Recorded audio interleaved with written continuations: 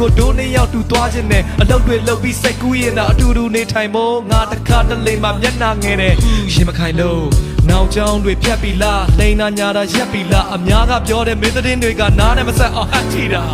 ငါလဲလူငယ်တယောက်ပဲအသွေးနဲ့အသားနဲ့တီးဆောက်ထားတာအဝေးကမတိုးပါနဲ့ရဲလေးဆိုတဲ့ဒီကောင်နာကအပြတ်သက်ဒီကောက်ဝေးဖို့ကြောင်းကိုငါတွေးရင်မနှက်ပြန်သတင်းစာထဲမှာတွေ့ပါလိမ့်မယ်နာရေးသတင်းယူတယ်ဘာဖြစ်လို့အဲ့ဒါနောက်တော့ဖြစ်သွားတာလဲမကူမခီးမဆိုင်ဘူးလေးနဲ့တဲ့အချစ်များစွာနဲ့အကွက်တွေရွှေ့စဲတခြားသူတွေနဲ့အပြစ်မှတွေ့လဲသူ့ရဲ့ပြောမှကျွန်တော်စီးမျောလို့ဝင်သွားတာ For you they don't ပြောပါထားမရှိ